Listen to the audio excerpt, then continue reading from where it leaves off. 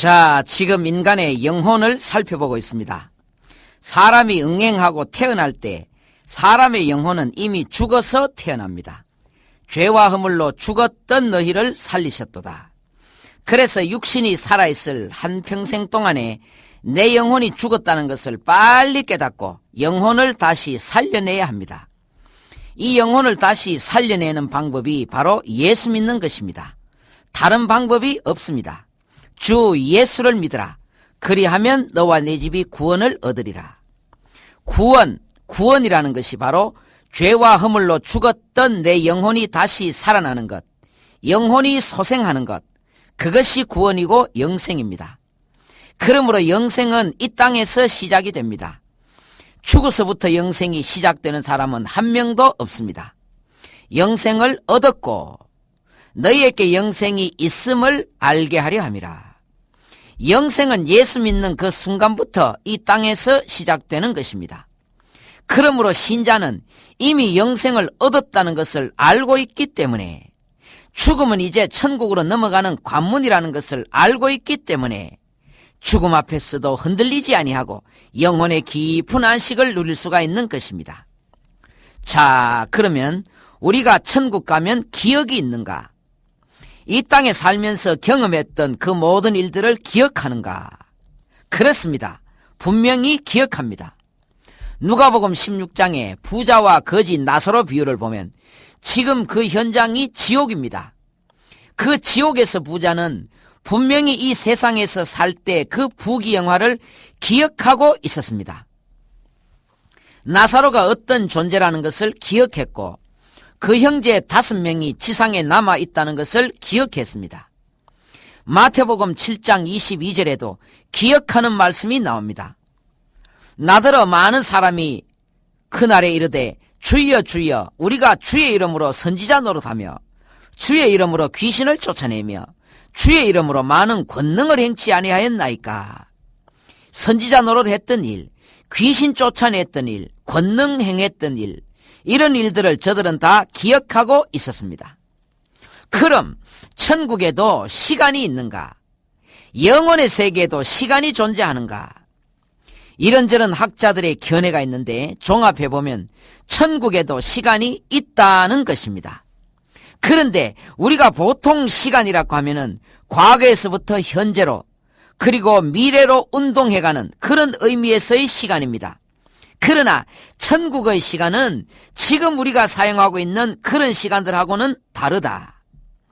계시록 10장 6절 말씀에 세세토록 살아계신 자를 가리켜 맹세하여 가로되 지체하지 아니하리니, 여기서 지체하지 아니하리니란 말씀은 시간이 다시 없으리니 하는 말씀입니다. 천국은 시간이 없으면서도 지금 우리가 알지 못하고 경험하지 못한 다른 어떤 시간이 있다는 것입니다. 그러면 악인은 죽을 때 지옥으로 바로 떨어지는가? 정말 하나님은 악인을 지옥으로 보내시는가? 지옥 교리에 대해서는 부정적인 신학자들이 많이 있습니다. 특히 이단들은 거의가 이 지옥 교리에 대해서 잘못 가르치고 있습니다. 그들이 주장하는 몇 가지 잘못된 논리들을 살펴보십시다. 첫째로, 하나님은 사랑의 하나님이신데 사랑의 하나님이 어떻게 끔찍한 지옥을 만드셨나? 괜히 이 땅에서 착하게 살아라고 겁주기 위해서 말씀하시겠지. 지옥 보내더라도 잠시 맛만 보여주고는 끝내겠지 하는 것입니다. 모든 해답은 성경에서 찾아야 됩니다. 성경이 무엇을 말하느냐? 성경의 가르침을 따라야 합니다. 사람의 생각을 자꾸 내세우면 안 됩니다. 하나님을 사랑의 하나님으로만 아시면 큰일 납니다. 사랑의 하나님이자 공의의 하나님이십니다.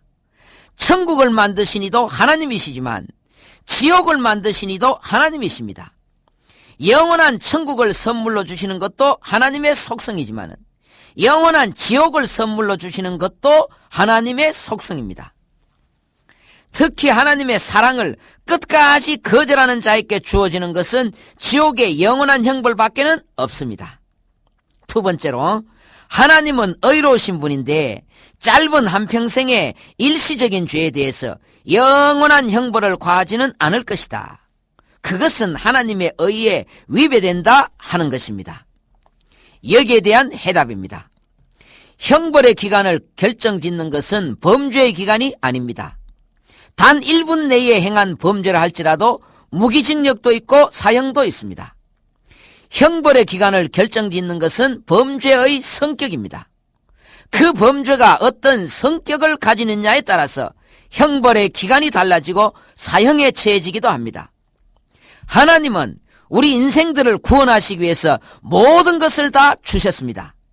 수천 년의 시간이 걸렸고 하나님 자신이 역사 속으로 들어오셨고 하늘 보물창고를 다 여셨습니다. 하나님은 너무 큰 희생을 치르셨습니다. 하나님이 치르신 희생이 얼마나 큰지 하늘을 두루마리 삼고 바다를 먹물 삼아도 다 기록하지 못한다 했습니다. 그 하나님의 사랑을 끝내 무시하고 조롱하고 발로 짓밟는 그 반역행위, 그 죄는 결코 용서받지 못합니다. 영원히 용서받지 못할 죄입니다. 영원은 영원이 아니면 해결할 방법이 없습니다. 영원한 범죄에 대해서는 영원한 형벌밖에 없습니다. 영원한 형벌, 그곳이 바로 지옥입니다. 세 번째입니다. 하나님은 지혜로우신 분이신데 불신자들을 지옥으로 보낸들 하나님에게 무슨 유익이 있겠는가? 지혜의 하나님이 그렇게 하지는 않으실 것이다 하는 것입니다. 대답입니다. 하나님은 그 속성이 있습니다. 그 하나님의 속성은 절대로 변하지 않습니다. 하나님은 공의의 하나님, 죄는 절대로 용서치 않으시고 끝까지 추적해서 벌 주신다는 그 속성을 기억해야 됩니다. 하나님은 이 공의의 속성 때문에 당신의 아들까지 희생시키셨습니다. 아들을 용서치 아니하시고 십자가에 못 박은 것이 바로 하나님의 공의입니다.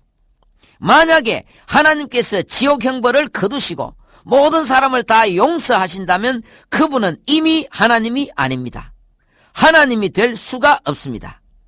하나님은 당신의 공의를 유지하시기 위해서 하나밖에 없는 독생자를 희생시키셨다는 것을 기억하셔야 됩니다. 네 번째입니다.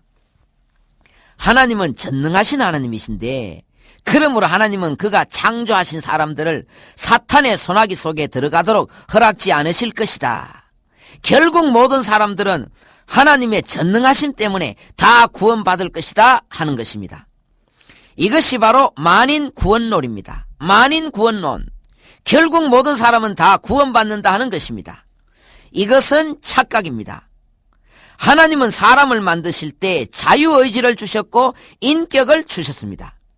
이 말씀은 인간은 책임적인 존재라는 말입니다.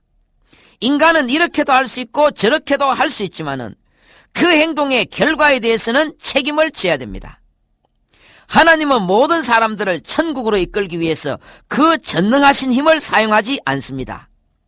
너희가 영생을 얻기 위하여 내게 오기를 원하지 아니하는도다. 영생은 우리가 마음으로 갈망하며 우리의 전 인격을 그리스도에게로 던져야 됩니다. 하나님은 구원에 밥상만 주셨지 억지로 밥을 입에까지 넣어주지는 않습니다. 밥상은 차려졌지만은 밥을 퍼먹는 것은 내가 할 일입니다.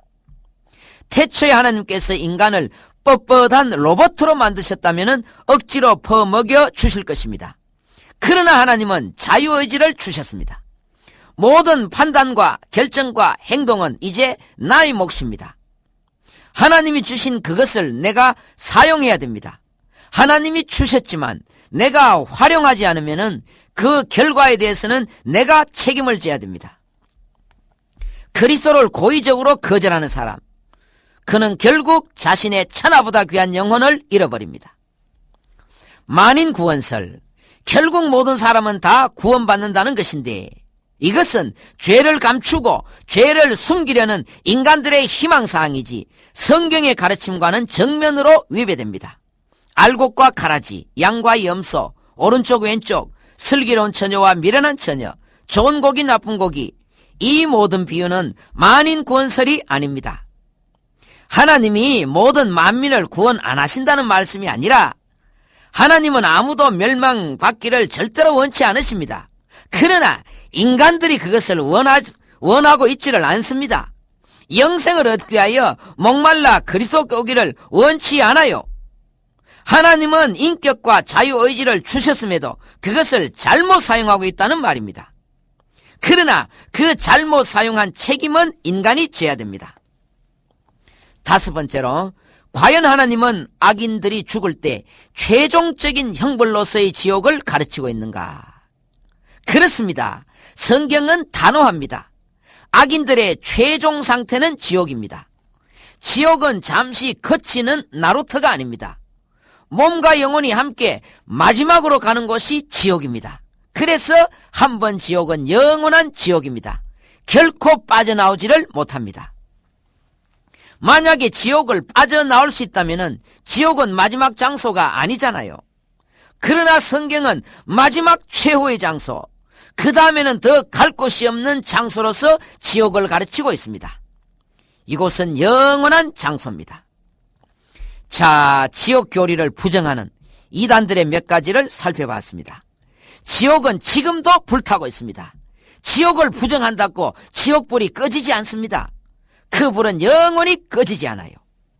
지옥 교리를 부정하는 사람들, 할 수 없습니다. 자신이 죽어서 지옥 가서 경험해 보는 수밖에는 없습니다. 그럼 이 땅에 태어나서 복음을 한 번도 듣지 못한 자는 어떻게 되는가? 교회도 없고 복음을 한 번도 들어보지를 못해서 예수 믿지 못했다면 어떻게 되는가?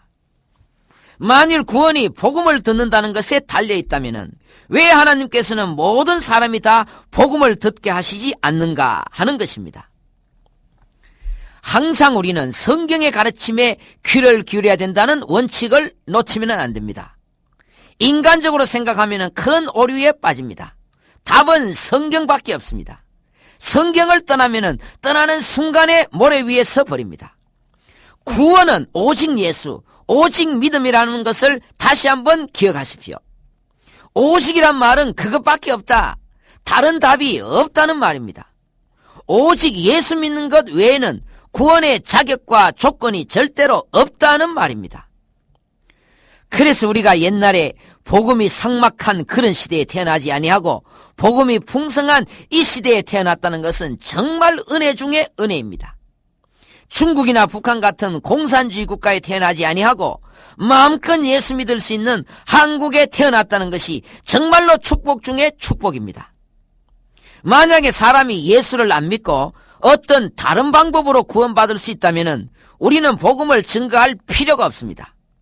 착하게 살고 내 나름대로의 양심의 율법을 지켜서 구원받을 수가 있다면 복음 증거할 필요가 없잖아요.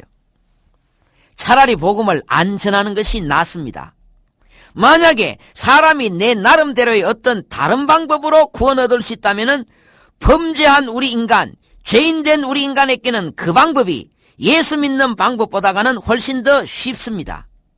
그렇다면 차라리 복음을 안 듣는 것이 훨씬 더 낫습니다. 그러나 주님도 이 땅에 오셔서 오직 복음을 전하셨습니다. 다른 가까운 말들로 가자, 거기서도 전도하리니 나는 이를 위하여 왔노라. 이를 위하여 왔노라. 주님은 전도하기 위하여 이 땅에 오셨습니다. 다른 방법으로는 구원 얻는 길이 없기에 주님의 공생에는 하루도 쉬실 날이 없었습니다. 오직 복음을 전파하셨습니다. 이것은 제자들도 마찬가지였습니다. 그들은 이 복음을 전파하기 위해서 전 세계로 흩어졌고 다 순교했습니다. 바울은 당대에 이미 전 유럽을 복음화시켰고 도마는 인도까지 갔고 초대교회 당시에 복음이 이미 중국에까지 들어왔다는 기록이 있습니다. 우리가 흔히 생각하는 것보다 복음은 훨씬 고대에 퍼졌고 광범위하게 퍼졌습니다. 오늘은 여기까지 하십시다. 은혜로운 날 되십시오.